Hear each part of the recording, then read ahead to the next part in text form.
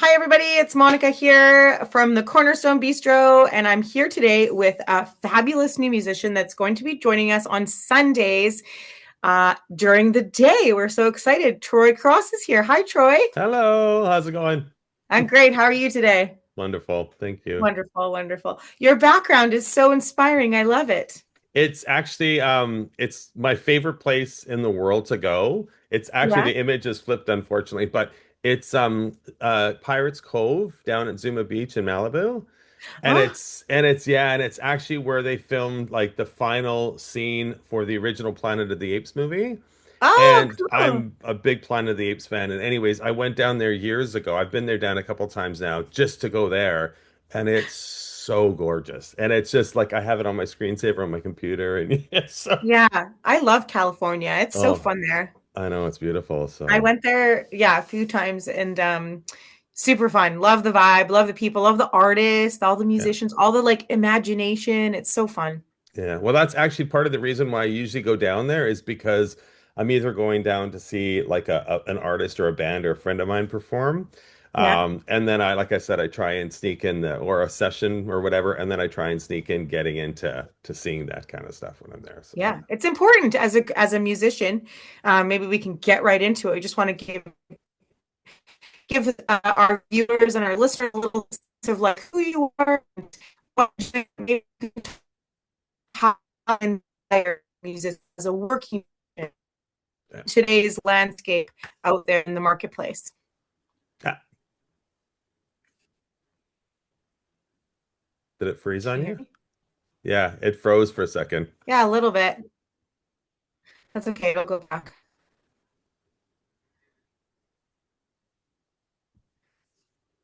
Edit this part out. Can you see me?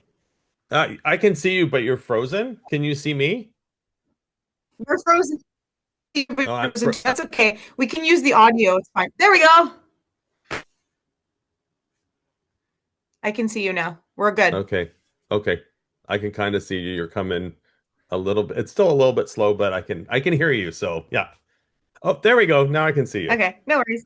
There we go. Woo! Okay. Oh, Technology. All this technology, and we still have to face all these things, right? I know. Anyways, okay. So what was the question? The question was, how do you stay inspired? Because you're talking about the Malibu and going down and the beaches. And so, how do you stay inspired as a musician today?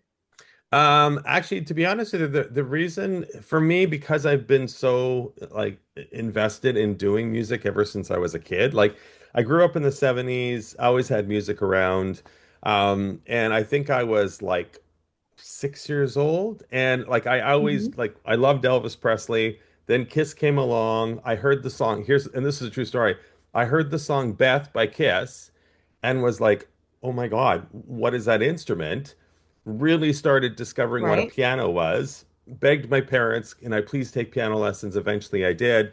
And then it just kind of all went from there. And even during high school, when all my friends were going out and doing things, like if I wasn't working Friday, Saturday night, I'd be staying home practicing piano because that's all I wanted to do. So it was one of those things for me. It's an ongoing inspiration thing for me. Like I've never had a point where I've ever felt like I was tired of it or whatever, because when you are blessed enough to have the opportunity to play for people live, whether it's a cover gig or an original gig or whatever, it's a pretty special thing.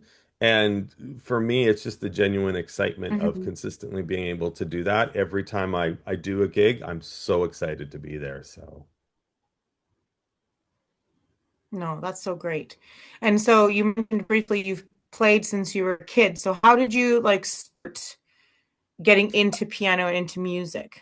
well, that was the starting point was, like I said, listening to Bath by Kiss and hearing it and going from there. My grandma played Mhm. piano as well. She was amazing. She really inspired me. One of my uncles, he was in a band when I was growing up, and I think he still is to this day. He inspired me as well because I was around him a lot. Um, and then as I was older, as I started getting older, I had an opportunity. A friend of mine contacted me, and I think I was like 20, 21. and said, "Hey, I've got a piano gig for if you want to do it." And it was out at Swanee Set out in Pitt Meadows. And that was my very, very first professional gig. And then I got a job there doing some brunches and stuff like that. Then I took a couple years off, didn't do anything, worked a regular job and enjoyed doing that. And then when I was about 30, almost 34, I decided, I really want to focus on music for my life. So 2 months notice, quit my job, and I've been doing this ever since. So yeah, it's been really good. So fun. And Hmm. if you were like, so a lot of the misconception about artists that we hear is like there's always like starving artists. What advice would you give to somebody who is maybe just starting in music, in terms of like making it a career? Uh, expect there will be challenges along the way. And I will be honest that Mhm. for a lot of years, my first year of doing it professionally, I gave myself 2 years to do it. And if it didn't work within the 2 years, I could always go back to my other job. I was management in a retail operation. And I did it for the first year, had done a cruise ship, was playing gigs in Vancouver as a piano player, wasn't making enough money, went back part-time to that place that I was working, said, "Hey, can I get some hours?" I did that for about a year and a half. And then, that's the thing. A lot of musicians either feel that they've got to be all in or, it's got to be one or the other. And you can easily Hmm. balance between the two just to have a little supplemental income coming in. And I was fortunate Yeah. the company that I worked for was very understanding if I needed some time off and stuff. And then eventually it just got Hmm. to the point where I quit, started doing music, and there's months that come along that they're lean and you're not making as much money, and you got to kind of tighten the budget and stuff like that. But as long as you're professional, you come in, you know your stuff, you're very amiable, you got a great personality, you connect well with others, you're really good at listening, and you never are late. Um, People love that, and that shows this how dedicated you are. Hmm. And as soon as people see that, you start getting the Hmm. calls, and that's what happened with me. I just one call after another call after another call, and it just kind of translated to where I am today, right? Hmm. Hmm. Um, it's funny because yeah, I definitely relate to that with like building something and then having like kind of part-time jobs and part-time things, and like I think part of the thing is like we don't need to be all in. We kind of build it slowly so it's not Yeah, such a like culture shock when you're just all in, because it can be super supplementary income coming yeah. in as you're building it, right? And additionally, And then too, in terms of yeah, go ahead. sorry. So I was going to say Go ahead. in addition to that point, you're right. And the other thing is too is that if you're all into just doing the music thing and you don't have any supplemental income there, you might be more pigeonholed into, oh, I'm going to take this gig because I need the money, where it may not necessarily be the optimal gig for you. Whereas if you have a bit of a side hustle going Right. on, working retail or restaurant or whatever, it kind of affords you more of an opportunity to say, you know what, that gig's not really going to work for me. This one will be Hmm. better, or you know what I mean? Like, so it does give you that opportunity. And like I said, that's once you're starting out. Like I said, there's no shame in working like retail, working at a restaurant, doing whatever. You do whatever you need to do to get yourself by. And like I said, find a company or an organization you can work for that's very understanding of, hey, in 2 weeks I need to take a day off. Is it okay if I switch my shift or what have you? Um, Hmm. but it will give you a bit more leeway. If you're wanting to be an original musician, then obviously all in. You've got to go all in kind of thing. But as a working musician in town, I found for me having a bit of a side thing, like making that extra income, really opened it up for me so I could kind of get a little bit more particular with the jobs that I took. Right. Because I'll be honest, there were some jobs that I took where, I'd make $250 for the gig, but I'd spend like 10 hours having to Yes. woodshed for this one gig. And then Yes. when you actually break down the fact that you've got gear to haul, you're taking it, you're there 2 hours in Time. advance, Yeah. it Yeah. doesn't work. It doesn't work out. And you will have to do those gigs initially to start out to get your name out there. Totally. Yeah. But then there comes a point where you're like, do I want to take this gig? And No more. exactly. Yeah, exactly. And it's like, Yeah. not even including the rehearsal time of it, you're looking at, like leaving your house to when you get home is like 8 hours. And you're Yeah. looking at it and going, was this really financially worth it? And like I said, you obviously need to take those gigs when you're starting out, um, Yeah. because that's how you get your foot in the door. But then as you've been Totally. doing it a while, then you can get more particular.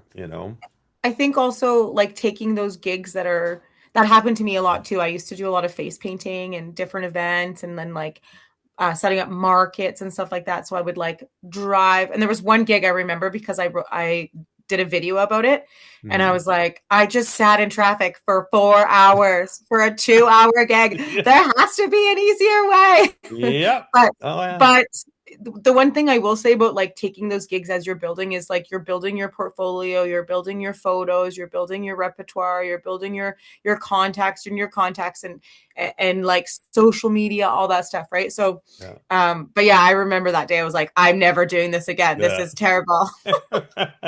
No, it's But we true. And learn, right? As we go, right? but As you get older, but you learn, right? well, that's the other thing. It's like as you go on, like I said, everything that you're doing to start out is never going to inhibit you moving forward because I remember when I first, I used to play at the Roxy for about 6 years or so.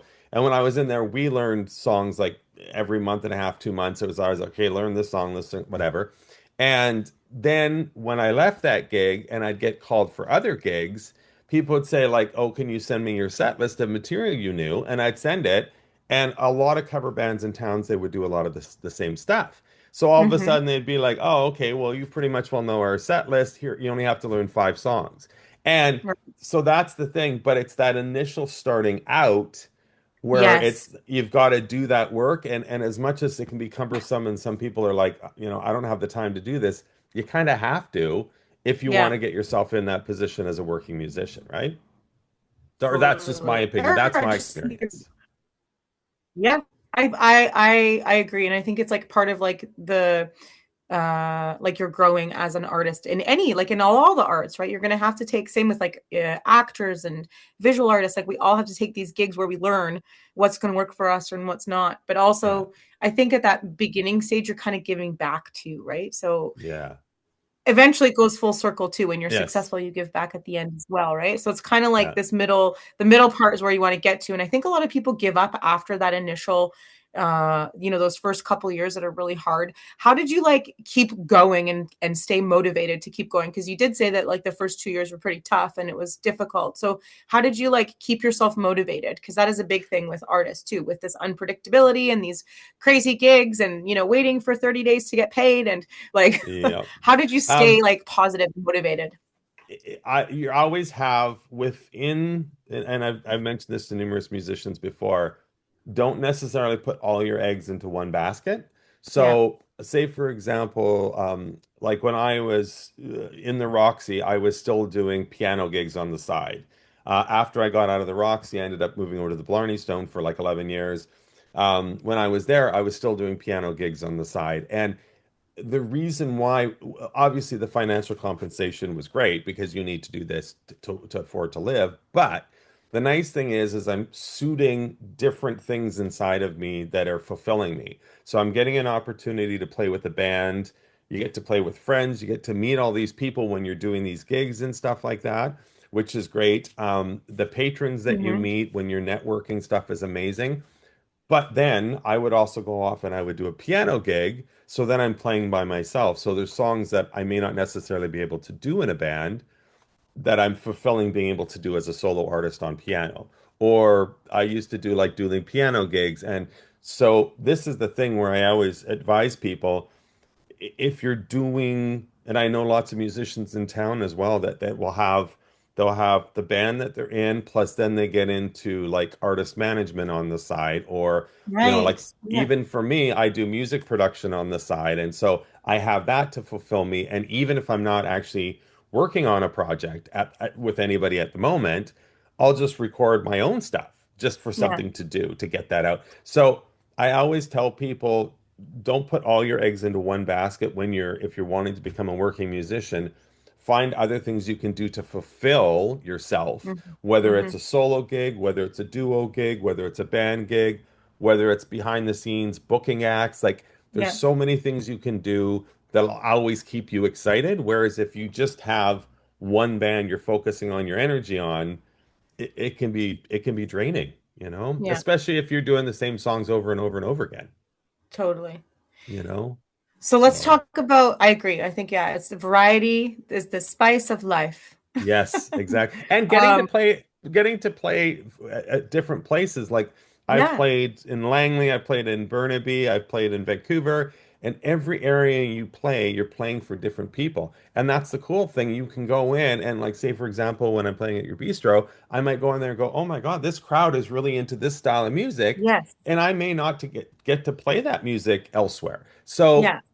there's all those little things that gets you like you really excited about like when I go play with at your restaurant this Sunday, what am I going to be walking Yeah. into with regards to clientele? And right now is what's getting me really excited. What I'm going to be walking into, the Yeah. people I'm going to get to meet, like yeah. So, I know. Well, this is great that you mentioned that because I was gonna say we should talk about that. So yes. this Sunday, guys, Troy's gonna be at the Bistro Yay. from 11 until 2, and he's gonna be playing a variety of songs. Maybe you can talk a little bit about kind of like what it looks like, maybe what it would look like when you come in. Okay. Yeah, I do primarily pop, rock, dance, easy listening, disco, everything. I pretty much will do everything. I was classically trained, got my teaching degree when I was in my teen years, and as much as I love doing classical music, and I unfortunately was never jazz trained, but when I started doing this professionally, like 20 something years ago, I would go in and do pop, rock, and dance because I noticed that people gravitated towards, hearing stuff like the Beach Boys or the Beatles or Led Zeppelin or like ABBA or, Take on Me, YMCA, Guns N' Roses, all that kind of stuff. People had a tendency to get more excited about hearing stuff like that. And obviously, you're playing Right? for your age demographic. So there is some times where I'll look in a room and I'll be like, oh, okay, so I'm playing for a room with older people. And it's Yeah. amazing because I can throw in a lot of 60s, 70s, and early 80s stuff. And I'll have people So come up cool. and say, I know every song you just played. So it's knowing you're doing that, you're part of the experience. And that's the thing. Like I've been to your bistro and it's so beautifully set up and it's so amazing what you've done. And I'm really excited about being able to come in and contribute to the experience of people coming down to your Yeah. restaurant. So I am super excited too. So I've seen you play a couple times live, and I was like, we gotta get him in the bistro because I think like the vision that I have here too is really not just to focus on like the food, but also focus, like you say, on the experience, and then adding in that layer of like these creatives. Like it's really becoming this hub of like. So this week I had an author come in. Oh We've had wow. like actors. There's a group of actors that come in every week. It's just like constant visual artists are on the walls. So I'm really excited to like showcase this other layer of musicians on a regular basis, and talented ones at that too, right? Like it's Yeah. exciting for me to see what people can do on this whole other art form, but how it all blends together. So I'm super excited to see Yeah. this first performance Well, on thank you. Sunday for Sunday brunch. Yes. Um, we are looking forward to it, everybody. I've been telling everybody all week, gotta come Sunday, gotta come Oh, thank Sunday. you. Well, like I said, you've created such an inviting place for people to gather for community and stuff like that. And Yeah. that to me, like I said, when you find those places, well, even like when I first met you guys, it was Mhm. like as soon as I met you, I was like, these people are so amazing. And when you broached the subject with me, I was like, oh my God, yes. And usually, and I'll be honest with you, Monica, usually I don't say yes that fast. Usually I'm like, okay, well, why don't we talk later? Here's my email or whatever. But as soon as Yeah. I met you guys, I was like, oh my God, these people are so genuine and they're so sweet and kind. And I was like, yeah, I'm in. Yeah, Yeah. I'm in. Let's do Like, it. so, yeah. Yeah. Well, you know So, what? My motto's always been to like treat other people how you like to be treated. So I've always just like And I remember being this way when I was a kid, and I used to get in trouble at school because I was a social butterfly. So my teachers would hate this about me, and they would write that on my report card. But it's one of my biggest strengths now. Is I love talking to people. I love making people feel good, and Yeah, I love especially working with artists and talented people that normally, wouldn't, maybe like, especially like visual artists, they wouldn't have a chance or whatever. I really love bringing people in front of other people to showcase them because I believe in the arts so much that yeah, I'm so happy that we got this place because it's such a mix of all the things that I love to do: organic food, the visual arts, the community, it's like this hub. It kind of yeah, reminds me of like, you know, when Picasso and all these French artists and like this coffee shop, they're all sitting around and talking. It's yeah. like this meeting of the minds kind of place. So I'm really excited to like be doing it, but also like meeting people like you that are just like so cool and so amazing and talented and just bringing that forward. So thank Oh, you for thank you. agreeing to come on Oh so my God. Thank you quickly. so much for asking me. I honestly, I'm really excited. Like I said, as soon as I met you guys, I knew you guys were amazing. And as soon as I walked into your bistro and saw everything, I was like, oh my God, this is just so gorgeous. And the thing is like I said, you've created a very inviting situation for people, not Yeah, just like as a musician coming in, because you already feel that warmth as soon as you walk in. But even for people that may not have been there yet, when they yeah, walk in, they're just like, "Oh my, this is so yeah. phenomenal and beautifully set up with what you've done." So, yeah. Yeah, it's a really special place. It's been here, for people that don't know, it's been here since 1920. So it's been Oh, here for over 100 years. so So cool. I'm feeling very blessed to like be carrying the torch, for as long as I can, and then creating this space for, for talented people to showcase and to have fun. Really, that's all what it's all about, is to have a good time and be kind and have a good time listening to good music. Exactly. Oh, Awesome. that's Okay. easy. Well, Well, I thank think you that's so. that's that's so good for today. I'm so happy that you could make some time and get on Zoom and do all this, and Oh, well, thank you for asking me. I really really appreciate appreciate it. it. Thank you. Cool. Okay, so we'll see you on Sunday. Okay, sounds good. We'll Thank do you so that. much. Okay. Take care, you Okay. guys. Thank you. Thank you. Thanks for Bye. listening, everybody.